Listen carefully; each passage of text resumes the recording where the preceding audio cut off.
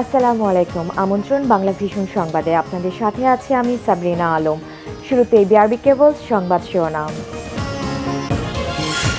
টানা 4 বার বাফুফের সভাপতি কাজী সালাউদ্দিন, সিনিয়র সহ সভাপতি সালাম মুর্শিদে সারা মেলেনি বাদল রায় ও শেখ আসলামের পরিবর্তনের ডাকে। আওয়ামী লীগ ক্ষমতায় না থাকলে করোনায় আরও অনেক মানুষ মারা যেত দাবি প্রধানমন্ত্রীর। বললেন দুর্যোগেও পাশে নেই জনগণের সাথে বিএনপি। এমসি কলেজে গণধর্ষণ মামলায় আদালতে 3 আসামি জবানবন্দি। ঝিনাইদহে ধর্ষণের পর হত্যার অভিযোগে 4 জন গ্রেপ্তার। টিকিট নিয়ে অনিয়মে অন্তহীন দুর্ভোগে আটকে পড়া সৌদি প্রবাসীরা। জালিয়াতিতে এখনও সক্রিয় কিছু ট্রাভেল এজেন্সি। দেখছিলেন বিআরবি কেবলস সংবাদ শিরোনাম। এবার বিস্তারিত। বাংলাদেশ ফুটবল ফেডারেশন নির্বাচনে টানা চতুর্থবারের সভাপতি নির্বাচিত হয়েছেন কাজী সালাউদ্দিন। সিনিয়র সহসভাপতি পদেও টানা চতুর্থবার নির্বাচিত হয়েছেন আব্দুস সালাম মুর্শিদে। বাদল রায় আসলামদের পরিবর্তনের ডাকে প্রতিফলন পড়েনি ভোটের লড়াইয়ে। সহসভাপতি 4টি পদে 3টি পেয়েছে সম্মিলিত পরিষদ। চতুর্থ স্থানে 2 প্রতিদ্বন্দ্বী সমান ভোট পাওয়ায় 31 অক্টোবর হবে এই পদে পুনর্নির্বাচন। প্রতি 4 বছর পর পর বাফুফেতে আসে পরিবর্তনের ডাক। কাজী সালাউদ্দিন ও তার কমিটির বিপক্ষে অভিযোগ নিয়ে ভোটের লড়াইয়ে নামে এক পক্ষ। শেষ পর্যন্ত কাউন্সিলররা খুঁজে পান না কাজী সালাউদ্দিনের বিকল্প। এবারও এর ব্যতিক্রম হয়নি। টানা চতুর্থ নির্বাচনে জয়ী হয়ে আবারও বাফুফের সর্বময় কর্তা দেশের প্রথম ফুটবল সুপারস্টার সালাউদ্দিন। 135 ভোটের 94টি পড়েছে তার ব্যালটে। নিকটতম প্রতিদ্বন্দ্বী বাদল রায় পেয়েছেন 40 ভোট। আর সভাপতি পদে চমক দেখানোর কথা বলেও শফিকুল ইসলাম মানিক পেয়েছেন 1 ভোট। বাফুফে প্রেসিডেন্ট পদে 3 জন প্রার্থীর মধ্যে কাজী মোহাম্মদ সালাউদ্দিন 94 ভোট, বাদল রায় 40 ভোট, মোহাম্মদ শফিকুল ইসলাম মানিক 1 ভোট। 2016-এ 84 ভোট, এইবার 94 ভোট। সো আমি তো দেখছি যে আমার ভোটের সংখ্যা বাড়ছে, কিন্তু লোকজন যতই বলছে যে আমাকে চায়না একটা শ্রেণী, বাট ফুটবল যারা করে তাদের কাছে তো আমি জনপ্রিয় আছি। ব্যতিক্রম ঘটেনি সিনিয়র সহসভাপতি পদেও। 91 ভোট পেয়ে চতুর্থবারের মতো নির্বাচিত হয়েছেন আব্দুস সালাম মুর্শিদি। তার একমাত্র প্রতিদ্বন্দ্বী সমন্বয় পরিষদের শেখ মোহাম্মদ আসলাম পেয়েছেন 44 ভোট। আমার পরে আস্থা রেখে প্রমাণ করেছে কাজী সালাউদ্দিন যে 3 টার্ম ছিল ফুটবলের জন্য কাজ করেছে। সবচেয়ে বেশি উত্তেজনাপূর্ণ ছিল সহসভাপতির 4টি পদে। 8 প্রার্থীর মধ্যে লড়াইটাও হয়েছে জমজমাট। ইমরুল হাসান, কাজী নাবিল ও আতাউর রহমান ভুইয়া নিয়েছেন প্রথম 3টি স্থান। তাবিত আওয়াল ও মহিউদ্দিন আহমেদ মহি সমান ভোট পেয়ে হয়েছেন যৌথভাবে চতুর্থ। আপাতত আমি 65 ভোটে একজন প্রার্থীর সাথে টাই করেছি। 31 অক্টোবরের জন্য আমি মানসিকভাবে এখনও প্রস্তুত আছি যে ইনশাল্লাহ ইলেকশনের মাধ্যমেই আমি আবার ফেরত এসে ভাইস প্রেসিডেন্ট পদে আবার দায়িত্ব পালন করতে পারবো। তবে ভোট গণনার সময় কেন্দ্র থেকে বের করে দেওয়া হয়েছে সভাপতি প্রার্থী শফিকুল ইসলাম মানিককে। নির্বাচন নিয়ে প্রশ্ন তুলেছেন তিনি। নির্বাচন কমিশন বলছে তিনি নিয়ম ভেঙেছেন। আমি একটা চেয়ারে বসছিলাম, তারা আমাকে ওখান থেকে বের করে দেয়, বলছে যে আপনি আসেন, আপনার সাথে আপনি এখানে থাকতে পারবেন না। কিন্তু এটা আমি মনে করি আমার প্রতি একটা ইনজাস্টিস করা হলো, কারণ সবাই পরিবর্তনে বিশ্বাসী। পরিবর্তন যদি আসে, আমি যদি না হই, আরেকজনও যদি আসে, আমি মনে করব যে ফেয়ার ইলেকশন হয়েছে। আর যদি বর্তমান সভাপতি সাহেব আবারও আসেন, আমি মনে করি যে এটা আনফেয়ার একটি ইলেকশন হতে যাচ্ছে। যিনি প্রার্থী তার ভোট কেন্দ্রে ঢোকার অধিকার নাই যদি তিনি ডেলিগেট না হন। এই জয়ে টানা 16 বছর বাংলাদেশ ফুটবল ফেডারেশনের রাজত্ব থাকছে কাজী সালাউদ্দিনের হাতে। মনির হোসেন খান, বাংলা ভিশন, ঢাকা। প্রধানমন্ত্রী শেখ হাসিনা বলেছেন আওয়ামী লীগ ক্ষমতায় আছে বলেই করোনা সহ অন্যান্য দুর্যোগ ভালোভাবে সামাল দেওয়া সম্ভব হয়েছে। সবার সম্মিলিত প্রচেষ্টা করোনা মহামারী মোকাবেলায় সম্ভব হয়েছে। তিনি বলেছেন বিএনপি আয়নায় নিজেদের চেহারা দেখে না বলেই করোনায় মানুষের পাশে নেই। দীর্ঘ বিরতির পর শনিবার গণভবনে অনুষ্ঠিত হয় বাংলাদেশ আওয়ামী লীগের কেন্দ্রীয় কার্যনির্বাহী সংসদের সভা। করোনার কারণে স্বাস্থ্যবিধি মেনে ৮১ সদস্যের মধ্যে ৩২ সদস্যের এ সভায় সভাপতিত্ব করেন আওয়ামী লীগের সভাপতি ও প্রধানমন্ত্রী শেখ হাসিনা। কেন্দ্রীয় নেতাদের বিভিন্ন দিক নির্দেশনা দেন দলের সভাপতি। বিশেষ করে মাঠ পর্যায়ে জনগণের সাথে যোগাযোগ বাড়াতে স্পষ্ট নির্দেশ দেন তিনি।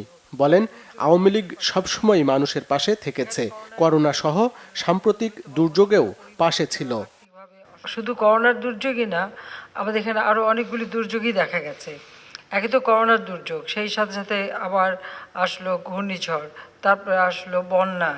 কাজে সব মিলিয়ে সারা দেশের মানুষের জীবনটা একটা দুর্বিষহ অবস্থার মধ্যে ছিল। কিন্তু সেই সময় আমি ধন্যবাদ জানাই আমাদের দলের এবং সহযোগী সংগঠনগুলির নেতাকর্মীরা প্রত্যেকে নিজের জীবনের ঝুঁকি নিয়ে প্রত্যেক এলাকায় সব হয়তো সংবাদ আসে না, কিন্তু আমার কাছে তো তথ্য এসেছে একদম আমাদের তৃণমূল পর্যায়ে, অর্থাৎ জেলা, উপজেলা, ইউনিয়ন পর্যায় পর্যন্ত আমাদের নেতাকর্মীরা কিন্তু এই দুর্যোগে মানুষের পাশে ছিল।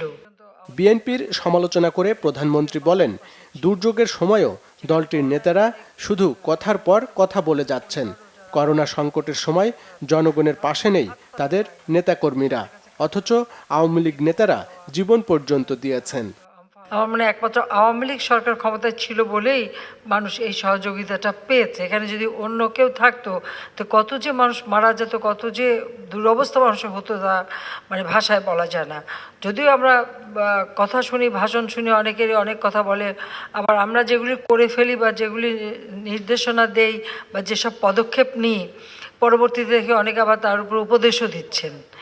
দলকে শক্তিশালী করতে নেতাকর্মীদের তাগিদ দেন প্রধানমন্ত্রী। করোনার কারণে বন্ধ থাকা কাজ শেষ করার নির্দেশ দেন দলের সভাপতি শেখ হাসিনা। আরিফুল হক, বাংলা ভিশন, ঢাকা। তাদের কাছে দুর্নীতির অভিযোগ উঠেছে গণপূর্ত অধিদপ্তরের প্রধান প্রকৌশলী আশরাফুল আলমের বিরুদ্ধে। নামে বেনামে সম্পদের পাহাড় গড়ার পাশাপাশি প্রধান প্রকৌশলীদের পদে বসার জন্য মোটা অঙ্কের অর্থ ব্যয়ের অভিযোগ রয়েছে তার বিরুদ্ধে। নিজের বিরুদ্ধে ওঠা এসব অভিযোগকে ভিত্তিহীন দাবি করেছেন আশরাফুল আলম। দুদক সচিব দিলার বখত জানিয়েছেন, গণপূর্তের প্রকৌশলীদের বিরুদ্ধে দুর্নীতির অভিযোগের অনুসন্ধান চলছে। এদিকে টিআইবির নির্বাহী পরিচালক ইফতেখারুজ্জামান বলেছেন, জবাবদিহিতা নিশ্চিত করতে না পারলে দুর্নীতি রোধ করা সম্ভব নয়। গণপূর্ত অধিদপ্তর নিয়ে এসএম ফয়েজের 2 পর্বের প্রথম পর্ব আজ। কাজ করাবেন আর ঘুষ দেবেন না, তা কি হয়? প্রতিটা কাজের জন্য আছে আলাদা আলাদা রেট। যারা নিয়মিত কাজ করান তারা জানেন কোথায় কত টাকা দিলে দ্রুত হবে কাজ। বলছিলাম গণপূর্ত অধিদপ্তরের কথা। এখানে যারা কর্মকর্তা তারাও নাকি কাজে যোগ দিতে গুনতে হয়েছে মোটা অঙ্কের টাকা।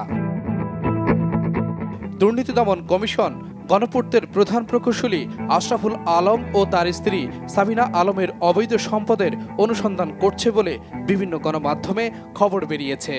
পত্রপত্রিকা বা মিডিয়ায় দেখেছেন, এগুলো সম্পূর্ণ ভিত্তিহীন, বানোয়াট এবং অসত্য। বিভিন্ন গোয়েন্দা সংস্থা দিয়ে যাচাই পাচাই করে, কোষ্ঠীপত্রে যাচাই করে, আমি ছাত্রদল করে, ছাত্রলীগ করি, বাড়ি বগুড়া, সব যাচাই বাছাই কিন্তু মাননীয় প্রধানমন্ত্রী আমাকে এই পদে আসীন করেছে। তারপরও আমাদের কোনো কর্মকর্তা কর্মচারী বা অসাধু কর্মচারী যদি এই দুর্নীতির আশ্রয় নেয়, তার বিরুদ্ধে আমি বিভাগীয় মামলা সহ যে কোনো ড্রাস্টিক অ্যাকশন নিতে কখনো দ্বিধাবোধ করব না।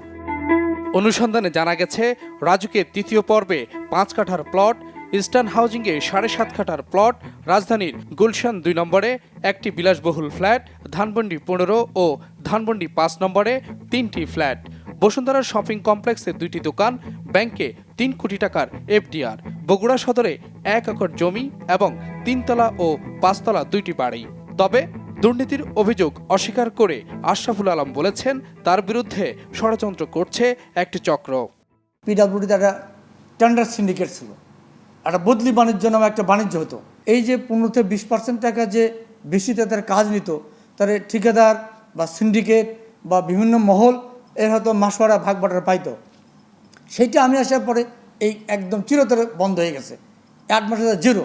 ফলে তারা স্বার্থন্বেষী মহল যেহেতু সংক্ষুব্ধ হয়ে আমার বিরুদ্ধে তারা কিন্তু এই ধরনের ইতিমধ্যে দেখেছেন যে কিন্তু মিথ্যাচার, অসত্য, ভিত্তিহীন তথ্য দিয়েছে। গণপূর্তের কর্মকর্তাদের বিরুদ্ধে ওঠা দুর্নীতির অভিযোগ তদন্ত করা হচ্ছে বলে জানিয়েছেন দুদক সচিব। কোনো কর্মকর্তা কর্মচারীর বিষয়ে, কোনো প্রকল্পের বিষয়ে যদি দুর্নীতি দমন কমিশনে অভিযোগ আছে সেগুলো আমলে নিয়ে দুদক অনুসন্ধান করছে। অনুসন্ধানে যদি তথ্য বেরিয়ে আসে সেগুলো আমলে নিয়ে মামলা রুজু করছে।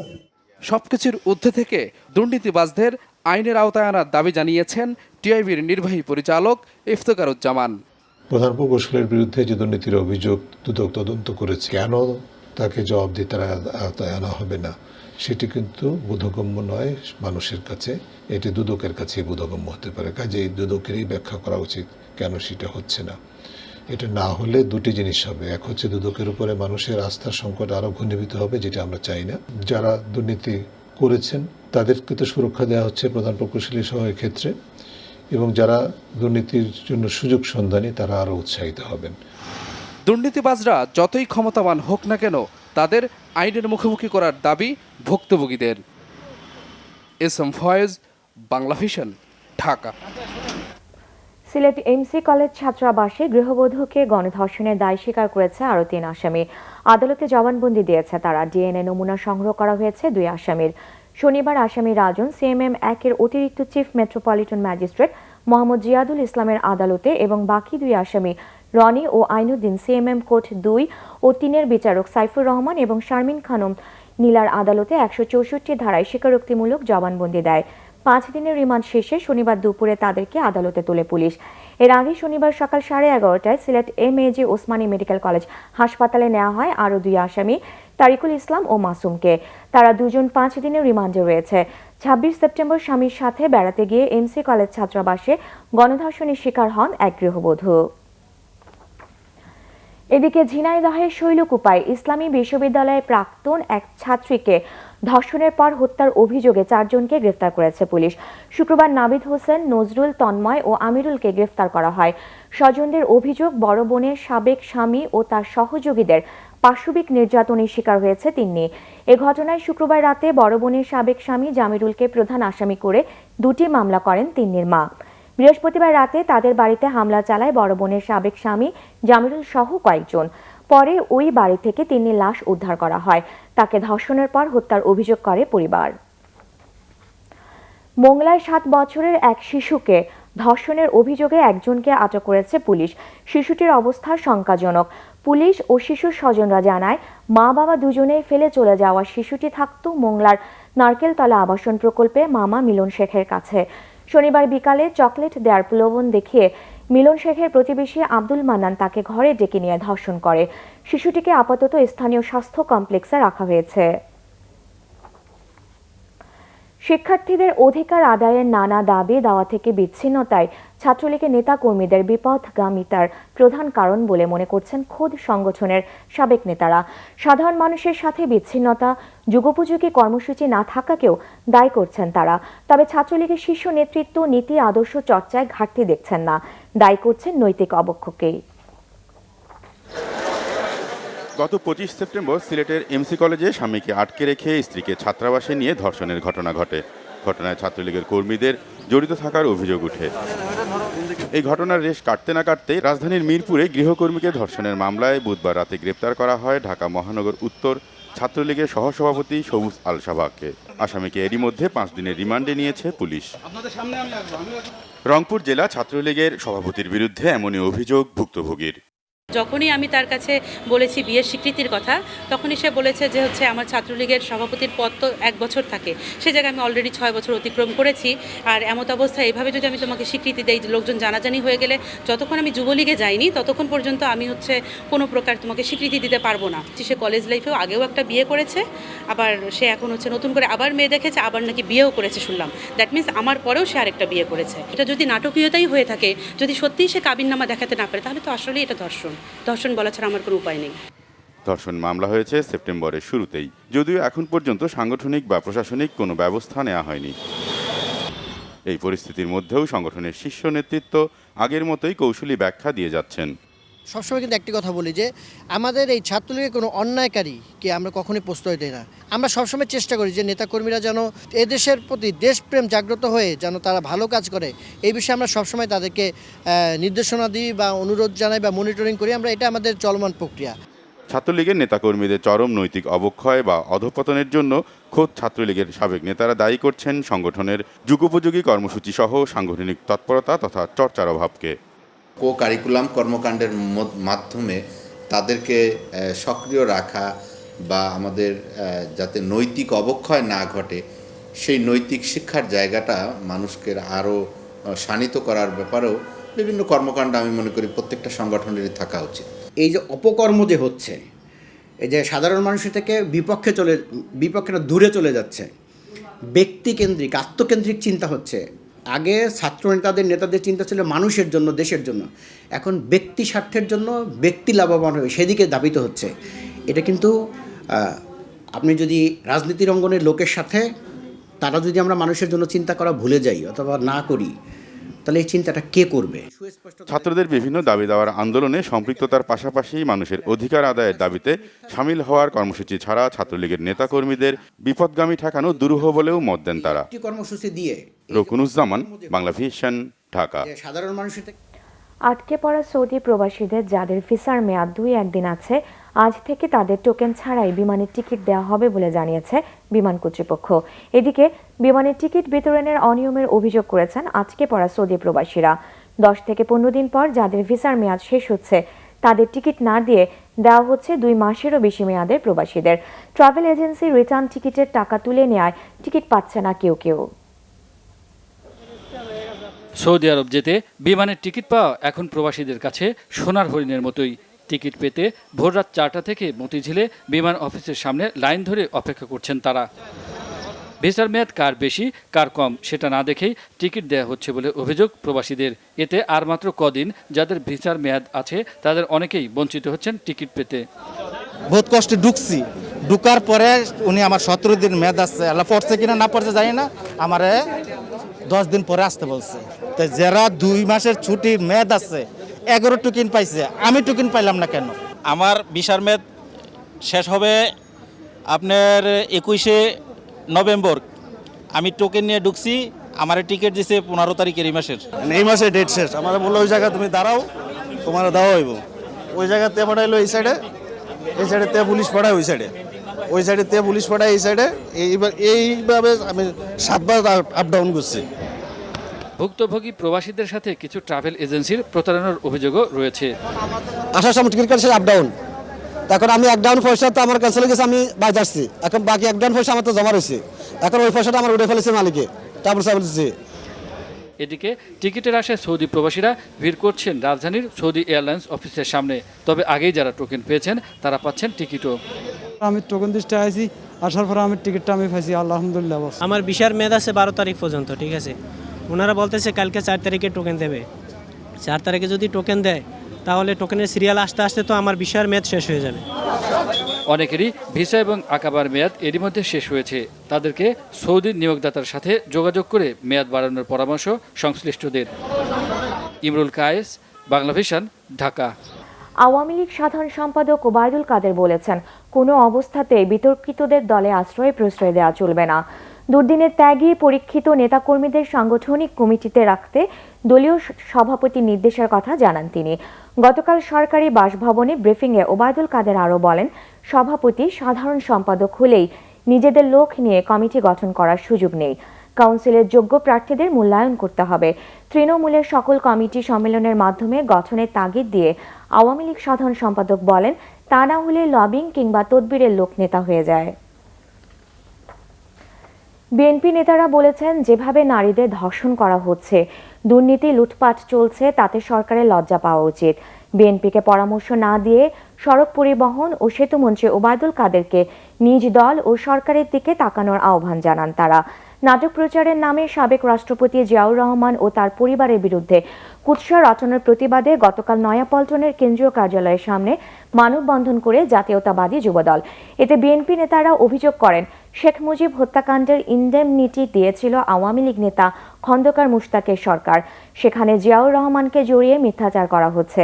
জিয়া ইতিহাসের অবিচ্ছেদ্য অংশ, তাকে ইতিহাস থেকে মুছে ফেলা যাবে না।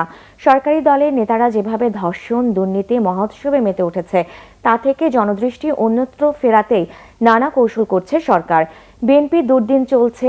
সড়ক পরিবহন ও সেতুমন্ত্রী ওবায়দুল কাদেরের এমন বক্তব্যের সমালোচনা করেন বিএনপি নেতারা।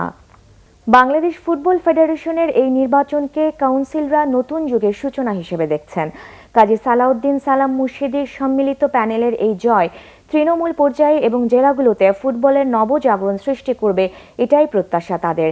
নবনির্বাচিত প্রার্থীরাও আশা করছেন জয়ের আত্মবিশ্বাসে দেশের ফুটবলকে এগিয়ে নিয়ে যাবেন তারা। এই বিজয়ে আমি সম্মানিত ডেলিগেটদেরকে ধন্যবাদ জানাই যে তাদের সুচিন্তিত মতামত এবং তাদের বিচক্ষণতা দিয়ে তারা প্রমাণ করে দিয়েছে যে যোগ্য প্রার্থীরাই জয়ী হবে এবং সেই যোগ্য প্রার্থীদেরকে জয়ী করেছে। আমি যে সর্বোচ্চ ভোট পেলাম, আমি এই কাজে লাগিয়ে আগামীতে এই 4 বছর আরও গতিতে এবং বিভিন্ন জেলা পর্যায়ে, বিভিন্ন ঢাকা মাঠে, বিভিন্ন টুর্নামেন্টে ফুটবলকে এগিয়ে নেওয়ার জন্য ভীষণভাবে কাজ করব। আমি প্রথমে ধন্যবাদ জানাতে চাই কাউন্সিলর ভাই বোনদেরকে যারা আমাকে ফুল সাপোর্ট দিয়ে আজকে বিজয়ী করেছে।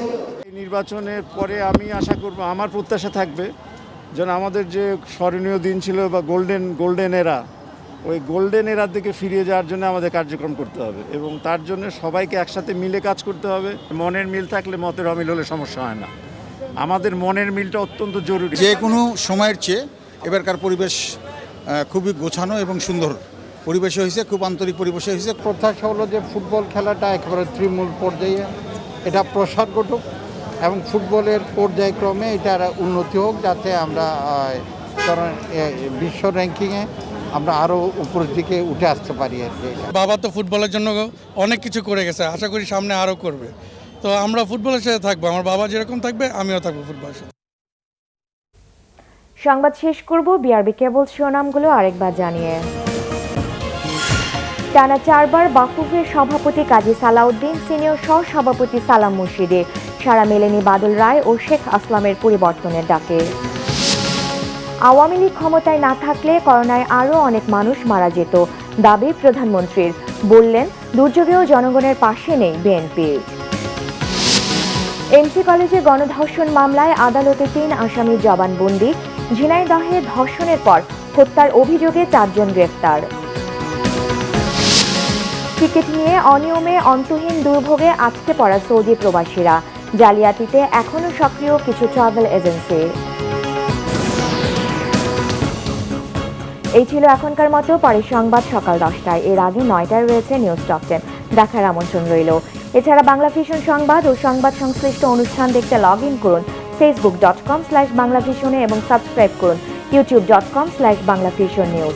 এতক্ষণ সাথে থাকায় ধন্যবাদ।